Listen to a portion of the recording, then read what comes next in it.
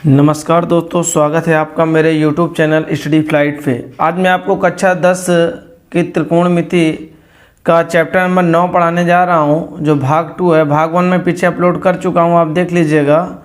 ये ऊंचाई और दूरी वाला चैप्टर है, जिसे त्रिकोणमिति के कुछ अनुप्रयोग के नाम से भी जाना जाता है। ठीक है, तो हाइट एंड डिस्टेंस मैं आपको पढ़ाऊँगा। इसका भाग 1 अपलोड कर चुका हूँ। क्वेश्चन नंबर 1 से क्वेश्चन नंबर 6 तक मैं पढ़ा चुका हूँ। आज क्वेश्चन नंबर 6 के आगे चलेंगे, जहाँ तक चलता है देखिए चलाते हैं, नहीं उसके बाद एक भाग और डाल देते हैं। 3 भाग में मैं इस चैप्टर को कंप्लीट करने वाला हूँ। ठीक है, तो आप एनसीईआरटी कक्षा 10 की एनसीईआरटी मैथ खोल लीजिए और अपना चाहे तो चैप्टर नंबर 9 खोल के बैठ जाइए और क्वेश्चन को मिलाते जाइए और समझते जाइए। अगर आपको मिलाना है मिलाइए, नहीं मिलाना है तो कोई दिक्कत नहीं। मैं आपको ये क्वेश्चन लिख के रखा हूँ और मैं इसे से बताता जाऊँगा। अगर आप देखना चाहें तो मैं आपको बुक दिखा रहा हूँ, आप बुक देख सकते हैं। ये दिया है प्रश्नावली 9.1 का है। ठीक है, चैप्टर नंबर 9 में एक ही एक्सरसाइज दिया गया है, दूसरी एक्सरसाइज नहीं है।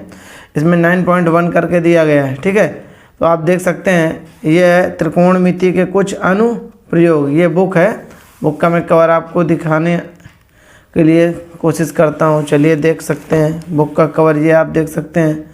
उत्तर प्रदेश राज्य हेतु दिया गया है, गणित है। बहरहाल आप किसी भी बोर्ड के हों, हर बोर्ड में एनसीईआरटी ही चलती है। ठीक है, तो कवर देखने की कोई ज़रूरत नहीं है, आप क्वेश्चन पे आ जाइए। ठीक है, मैं आपको क्वेश्चन बता रहा हूँ, बहुत ही सरल अंदाज में आप इस क्वेश्चन को समझ पाएंगे। अगर आप मेरी पहली वीडियो नहीं देखे तो कोशिश करें कि पहली वीडियो ज़रूर देखें, क्योंकि उसमें मैंने इसका बेसिक बताया है। बेसिक क्या है आप उसको समझ लेंगे तो इसको समझने में बहुत आसानी हो जाएगी। ठीक है, तो चलिए क्वेश्चन को पढ़ते हैं, शुरू करते हैं क्वेश्चन को। तो क्वेश्चन आपको दिया गया है कि 1.5 मीटर लंबा एक लड़का 30 मीटर ऊँचे एक भवन से कुछ दूरी पर खड़ा है। जब वह ऊँचे भवन की ओर जाता है तब उसकी आंख से भवन के शिखर का उन्नयन कोण 30 अंश से 60 अंश हो जाता है।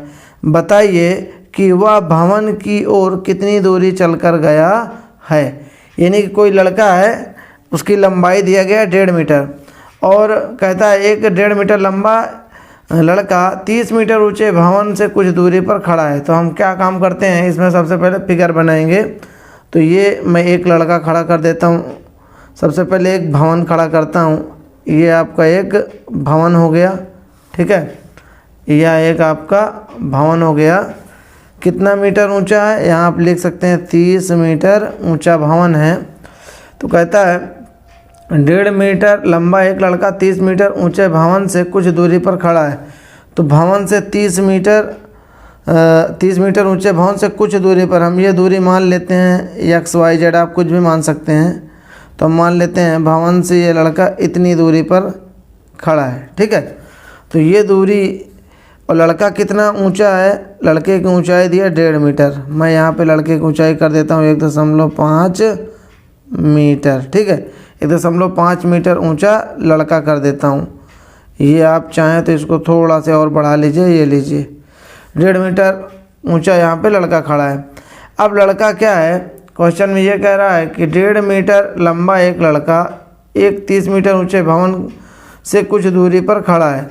तो ये 1.5 मीटर लंबाई का लड़का ये भवन से कुछ दूरी पर खड़ा है। ये दूरी हम क्या मान लेते हैं, x मीटर की। यहाँ से यहाँ की दूरी क्या मान लेते हैं, x मीटर। तो ये आपका क्या है, लड़का है। इसको मैं अगर भवन लिख दूँ तो मुझे लगता है कोई दिक्कत नहीं होगी। मैं इसको थोड़ा भवन लिख दूँ ताकि आप समझ जाएं ये भवन है। ठीक है, और यहाँ पे क्या है, ये आपका लड़का खड़ा है।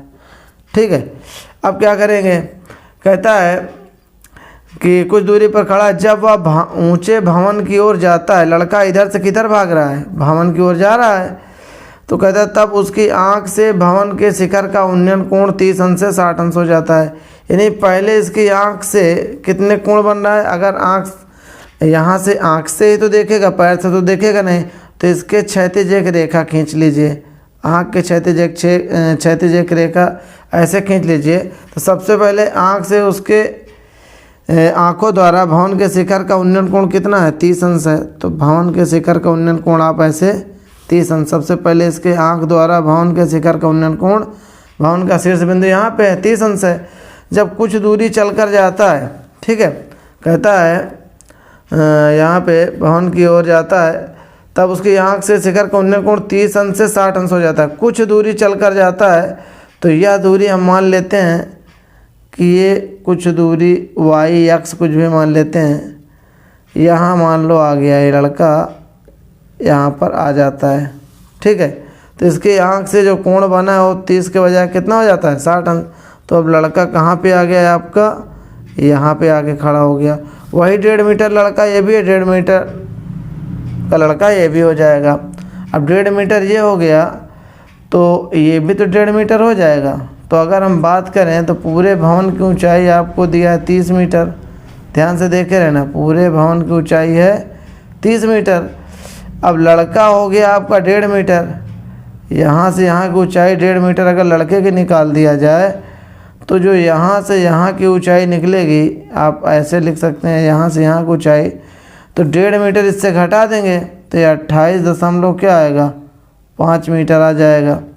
क्योंकि 30 मीटर ये पूरे भवन की ऊंचाई है, 1.5 मीटर ऊंचा लड़का है, तो 30 में से 1.5 घटाओगे तो 28.5 आ जाएगा।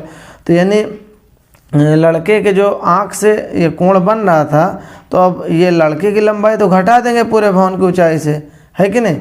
तो यहाँ से 30 में से 1.5 घटाएंगे तो ये जो यहाँ से यहाँ की ऊंचाई आएगी वो 28.5 हो जाएगी, ठीक है। तो अब हम क्या काम करेंगे, हमें ये दूरी निकालना है। तो हम ये दूरी को इधर को यक्स ना मान के चाहें तो इस दूरी को हम यक्स मान लें, ठीक है। तो या फिर ये दूरी को आप क्या मान लीजिए, वाई। माना लड़का कितनी दूरी चला है, वाई मीटर दूरी चला है, तब उसकी आँखों से कोण कितना बन गया है, उसकी आँखों द्वारा कोण 60 अंश का बन जाता है, ठीक है। तो जो दूरी ये है वही दूरी इसमें भी कह सकते हैं, ये पूरी दूरी यक्स हो जाएगी, यहाँ से यहाँ पूरा यक्स माना है, इतनी दूरी क्या है, वाई हो जाएगी। तो हमें यहाँ पे लिखना पड़ेगा, यहाँ हम लिख देते हैं ए बी सी डी, इसको ई मान लो, एफ मान लो और इसको जी मान लीजिए, ठीक है। तो यहाँ थोड़ा सा लिख देंगे, हम लिखेंगे क्या कि माना लड़के की ऊंचाई, माना लड़के की ऊंचाई क्या हो जाएगी, ऊंचाई की बात करें तो ये बी बराबर क्या है, डी एफ बराबर ए जी, ये सभी बराबर 1 क्या हो जाएगा, 5 मीटर के। और यहाँ पे अगर मैं बात करूँ सी ए या ए सी की लंबाई कितना है, 28.5 मीटर हो जाएगा। और ये पूरी नाप निकल आई। अब यहाँ पे अगर हम करें तो यहाँ मान लेंगे, हमें निकालना क्या है, हमें निकालना है कि लड़का बी से डी तक कितनी दूरी चल कर गया है। तो हम ये लिखेंगे, माना लड़का भवन की ओर बी से डी तक गया है, जो कितने मीटर है, वाई मीटर है। हम इसको क्या मान लेते हैं, ये वाई मीटर, ये वाई है तो ये भी तो वाई हो जाएगा, ठीक है। अब कुछ नहीं, अब इसको आप तुरंत हल कर दीजिए, तुरंत आपका उत्तर आ जाएगा। तो त्रिभुज हम कोई भी ले लें, पहले तो त्रिभुज ले लेते हैं ए डी सी में, त्रिभुज ए डी सी में कहें तो जो कोण आपका यहाँ पे जो कोण दिया उसी को हम बीच में रखेंगे, डी दिया है, डी बीच में रख लिया। तो आप देख रहे हैं लंब दिया है, आधार दिया है, ये आधार क्या मानेंगे, ये पूरा यक्स है। आप देख सकते हैं यहाँ से यहाँ तक का अगर हम यक्स माने हैं और ये अगर वाई मान लिया तो ये वाला क्या हो जाएगा, यक्स माइनस वाई। यहाँ से यहाँ तक की दूरी क्या हो जाएगी, यक्स माइनस वाई हो जाएगा। तो tan थीटा बराबर लंब बटे क्या होता है, आधार होता है। तो tan थीटा का मान यहाँ पे डी कोण कितना है, 60, डी 60 रख दिया। लंब की बात करें तो लंब आपका ए सी है, आधार की बात करें तो आधार क्या है, ए से डी है। तो ए सी का मान 28.5 मैं ऊपर लिख भी चुका हूँ, और नीचे ए डी का मान क्या है, यक्स माइनस वाई हो जाएगा। तो tan 60 का मान होता है √3 28.5 यक्स माइनस वाई। तो आप यक्स माइनस वाई इधर ले लीजिए, यक्स माइनस वाई, तो ये आपका हो जाएगा 28.5 बटे रूट 3। इसको आप समीकरण नंबर 1 डाल दीजिए। अब चलते हैं दूसरे त्रिभुज के पास। अब हम लेंगे, पहले तो हमने ले लिया आपका त्रिभुज ADC, अब त्रिभुज ABC ले लेते हैं। क्या लेंगे? त्रिभुज ABC में, तो ले लीजिए त्रिभुज ABC। तो त्रिभुज ABC में क्या हो जाएगा? फिर वही लगाएंगे tan थीटा बराबर लंब बटे आधार। तो लंब आप देख सकते हैं, हम आपका कौन सा कोण इस बार लिए हैं? त्रिभुज ABC। तो लंब तो वही AC रहेगा, लंब आपका AC रहेगा, आधार क्या हो जाएगा? AB। तो आप लंब के दर पर लिखेंगे AC, आधार के दर पर लिखेंगे AB।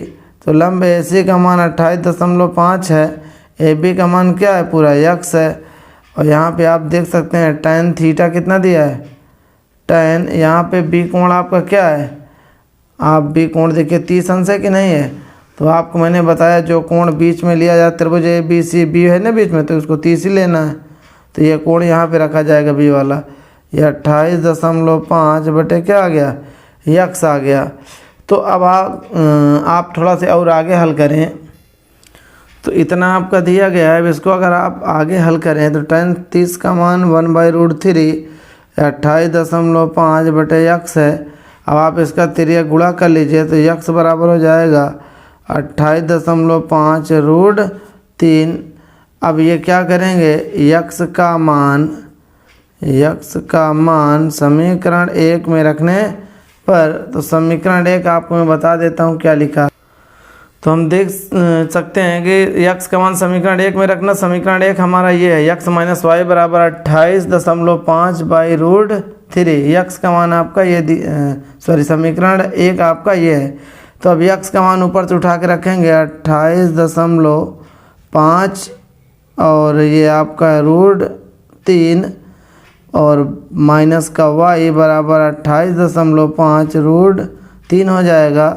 आप इसको इधर लाइए तो 28.5√3 माइनस 28.5 बटे √3 बराबर क्या हो जाएगा? y माइनस से प्लस है, प्लस इधर माइनस, इसके नीचे 1 मान लो, तो एलसीएम क्या आएगा? √3 हो जाएगा। तो क्रॉस मल्टीप्लिकेशन, इसका इधर गुणा इसका इधर, तो 28.5 गुणे √3 का 3 हो जाएगा, माइनस इसका 1 से करेंगे गुणा तो कोई फर्क नहीं पड़ेगा, y आ गया। अब 28.5 इससे आप कॉमन कर लीजिए दोनों से, तो 3 माइनस 1 बचेगा, नीचे क्या है? √3 बराबर क्या है आपका? y बचा। अगर आप इसको और आगे हल करें तो ये बन जाएगा आपका 28.5, 3 में से 1 गया 2 आ गया, ये √3 ये आपका है y। तो इसको आप गुणा करेंगे तो 28 दूनाई 56, 28.5 दूनाई कितना हो जाएगा? 57 हो जाएगा। √3 बराबर y, या y बराबर 57 बटे √3 का कर दो परिमेयकरण। जब परिमेयकरण करेंगे तो आपका कितना हो जाएगा? 57 √3 का 3 हो जाएगा। आप इससे अगर गुणा करें 19 3 57, या ऐसे 3 से काट लो, 3 1 कम 3, 2 बढ़ेगा 3 9 27 √3 y। तो लड़का कितना दूरी चल कर गया है? यही y दूरी तो था, y का मान तो निकालना था। तो लिखेंगे अतः लड़का भवन की ओर 19 मीटर चल कर गया है। तब उसकी आंखों से कितने कोण बन गया? 30 के बजाय 60 अंश का बन गया। चलिए अगला क्वेश्चन देखते हैं। तो अगर मैं क्वेश्चन में आपको उसी समय फिगर बनाता हूं तो टाइम दोस्तों ज़्यादा लग जाता है, इसलिए मैं क्वेश्चन पढ़ के फिगर बना दूंगा और फिर आपको उसको समझा दूंगा अच्छे से, तो जल्दी हो जाएगा। ठीक है, तो आप टेंशन मत लीजिएगा कि सर जी सामने नहीं बना रहे, तो मैं आपको बिल्कुल बेहतरीन तरीके से समझा दूंगा। नहीं ऐसे में टाइम बहुत ज़्यादा लग जाता है। ठीक है, चलिए देखते हैं। तो क्वेश्चन नंबर 7 आपको दिया गया है दोस्तों कि भूमि के एक बिंदु से एक 20 मीटर ऊंचे भवन के शिखर पर लगी एक संचार मीनार के तल और शिखर के उन्नयन कोण क्रमशः 45 अंश और 60 अंश हैं। मीनार की ऊंचाई ज्ञात कीजिए। तो ध्यान से समझ लीजिए कि भूमि के एक बिंदु से एक 20 मीटर ऊंचे भवन, कोई घर बना हुआ है 20 मीटर ऊंचा है, तो भवन के शिखर पर यानी भवन के छत पर लगी एक संचार मीनार के तल और शिखर के उन्नयन कोण क्रमशः 45 अंश और 60 अंश है। तो मीनार की ऊंचाई हमें ज्ञात करना है। ठीक है, तो मैं थोड़ा सा वीडियो रोक के आपको मैं पूरा पहले फिगर बना दूं, नहीं तो टाइम फिर ज़्यादा चला जाएगा, फिर दिक्कत हो जाएगी। ठीक है, फिर मैं आपको समझा देता हूँ बढ़िया से। ओके, हाँ तो दोस्तों देखिए मैंने फिगर बना दिया है। अब मैं आपको समझा देता हूँ ये फिगर क्या है। कहता है भूमि के एक बिंदु से, तो भूमि के एक बिंदु क्या मान लिया हम, माना भूमि का वह बिंदु क्या है, ए है। तो हम इसको अगर नाम दे दें, इसका नाम मान लो ए है, ये बी है, ये सी है और ये डी। ठीक है, नाम दे दिया ए बी सी डी। तो कहता है भूमि के एक बिंदु से, भूमि का बिंदु हमने क्या मान लिया, बी पर बिंदु है।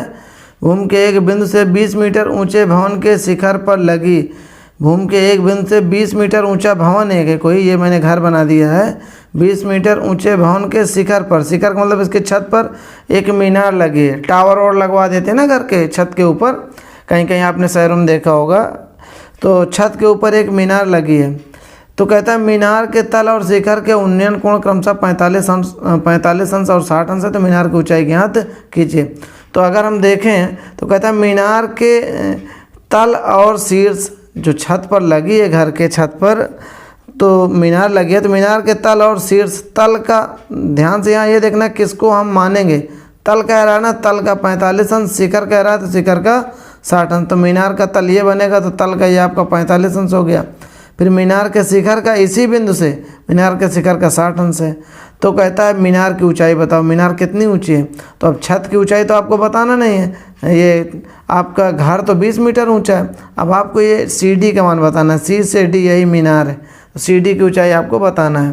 तो हम मान लेते हैं, माना मीनार की ऊंचाई क्या है, h मीटर है। ठीक है, मीनार की ऊंचाई h मीटर मान लिया। तो अब क्या करेंगे, आप एक बात और लिख दिए, माना वह बिंदु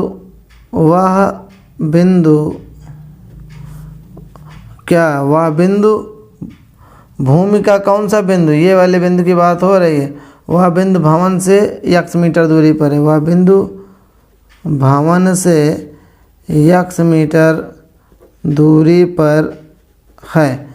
ये वाला बिंदु बी जो है भवन से कितनी दूरी पर, x मीटर दूरी पर। इसको आप माना लिखिए या ना लिखिए, कोई दिक्कत नहीं है, चल जाएगा ऐसे ही। ठीक है, तो अब इसके आगे क्या करेंगे आप देखिएगा। तो हम सबसे पहले त्रिभुज ए बी सी ले लें, चाहे ए बी डी ले लें। ठीक है, तो हम मानेंगे त्रिभुज ए बी सी ले लेते हैं। तो आप देख सकते हैं ये लंब है, ये आधार है, तो क्या लगेगा, tan थीटा बराबर लंब बटे आधार। तो हाइट एंड डिस्टेंस में 80% यही होता है कि tan थीटा ही लगता है। ठीक है, 80% यही फार्मूला यूज होता है। तो tan, यहाँ बी वाला कोण देखें सी तक में, ए बी सी तक में, तो बी वाला कोण कितना है, 45 है। तो tan 45 हो जाएगा। लंब की बात करें तो लंब आपका ए सी है, आधार की बात करें तो आधार आपका ए बी है। तो ए सी का मान 20 है और ए बी का मान x माने हैं। tan 45 1 होता है, ये 20 बटे x। तो आप इसका तिर्यक गुणा चाहें तो कर लीजिए, तो ये क्या हो जाएगा, x बराबर 20 मीटर। तो अतः वह बिंदु भवन से कितनी दूरी पर है, 20 मीटर दूरी पर है। फिलहाल हमको इससे मतलब नहीं, अगर ये पूछता तो हम बता देते भवन से कितनी दूरी पर है, 20 मीटर दूरी पर वह बिंदु है। अब त्रिभुज हम क्या लेंगे, ए बी डी में हमें मीनार की ऊंचाई चाहिए। तो आप देख सकते हैं त्रिभुज ए बी डी ले ले हैं, ये ए बी और क्या है डी तक का ले रहे हैं। तो क्या हो जाएगा, लंब आपका ए डी हो जाएगा, इस बार यहाँ से यहाँ तक का आधार वही रहेगा। तो बस tan थीटा फिर ले लेंगे लंब बटे आधार। तो tan थीटा बराबर लंब बटे आधार, तो tan थीटा आपके बी कोण कितना दिया डी तक में 60 अंश दिया गया है, और लंब आपका ए से डी तक मैंने अभी बताया, आधार वही आपका ए बी हो जाएगा। तो ए डी का मान अब की आप अगर देखें तो मैं आपको दिखा दूं ज़रा से एक सेकंड के लिए कि ए से डी तक का मान 20 मीटर ये है प्लस सी डी यानी एच मीटर ये हो जाएगा। तो आप एक काम करिए, यहाँ पे 20 प्लस एच लिख सकते हैं।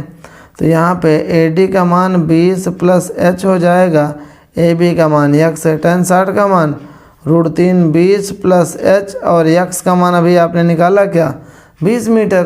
तो आप इसको इधर ले आएंगे तो ये हो जाएगा, तिर्यक गुणा कर लीजिए, यहीं कर देते हैं। तो तिर्यक गुणा करेंगे तो क्या हो जाएगा, इधर आएगा तो 20√3 बराबर 20 प्लस एच, तो 20√3 माइनस 20 बराबर एच, 20 कॉमन कर लीजिए तो हो जाएगा √3 माइनस 1 बराबर एच, या एच बराबर 20√3 माइनस 1 मीटर।